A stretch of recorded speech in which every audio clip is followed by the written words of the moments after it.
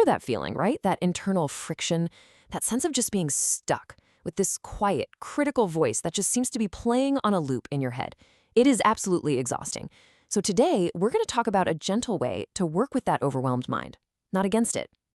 And it usually starts with this one, a simple, really brutal judgment. You're trying to get going, you're trying to get started, but you just can't. And this thought just lands with a thud. And then, right on cue, here comes the follow-up. See, now it's not just a one-time thing, it's a character flaw. It's this fundamental lack of something that it feels like everyone else just has. And finally, we arrive at the conclusion.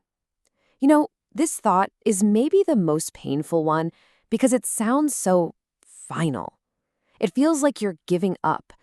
But what's really going on here is a kind of protective resignation. These thoughts feel so incredibly real in the moment, don't they? But what if they're not facts? What if they're just lines from a script we've heard so many times that we actually think it's our own voice?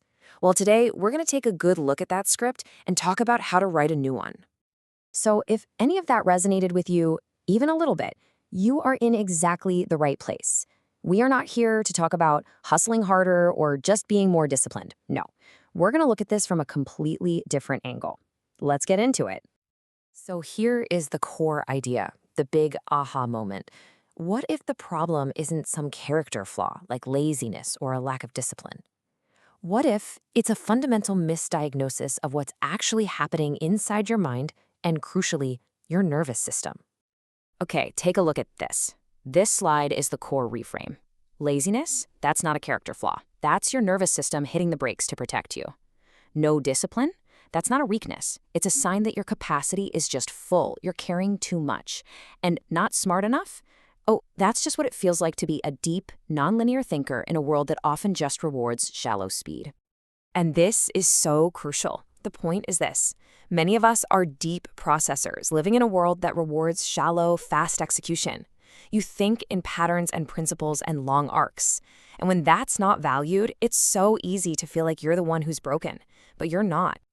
And you know that feeling that success isn't for me?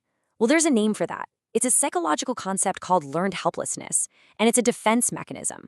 Your brain basically concludes that trying is dangerous, maybe after experiencing too many setbacks or injustices. It is a survival strategy, not a fact about your potential. Okay, so we've reframed the problem. We see it in a new light. Now, what's the solution? What do we do? Let's talk about a really practical, gentle method for working with this kind of mind. It's called the RRR method, which stands for Recognize, Reframe, and Replace. Now, the key here, and this is everything, is that we are not trying to fight or erase old thoughts. Trust me, that's a battle you just can't win. Instead, we're going to focus on building new, more helpful neural pathways. So here's how it works. First, you just recognize the old thought pattern when it shows up, kind of like noticing a cloud in the sky. Second, you reframe it with a more accurate, more compassionate context. And third, you replace the old loop, not with some cheesy affirmation, but with a tiny, tangible action.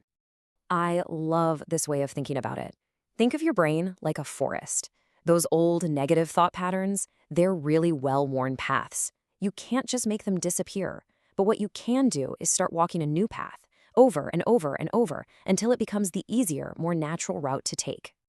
So let's get practical. Let's see how this builds into a simple, sustainable daily practice. And listen, this isn't about overhauling your entire life. It's more like a quiet 20 to 30-minute update for your internal operating system. So here's the structure. Just 5 minutes to recognize. You name the thought, you don't fight it. 10 minutes to reframe. You find the truth with compassion. And then 10 to 15 minutes to replace. You provide your brain with tiny, concrete proof that action can actually be safe.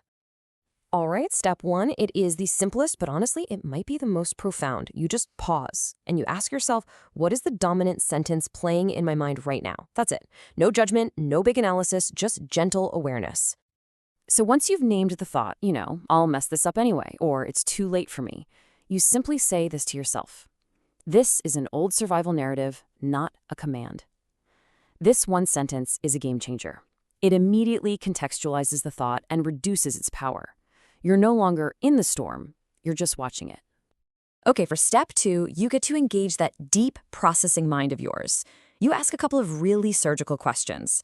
When did this belief first make sense? And what was it protecting me from? See, this helps you see the belief not as a flaw, but as an old, outdated shield. Then you just write a short, accurate reframe, something like, this belief formed when effort stopped feeling safe. It is outdated, not stupid.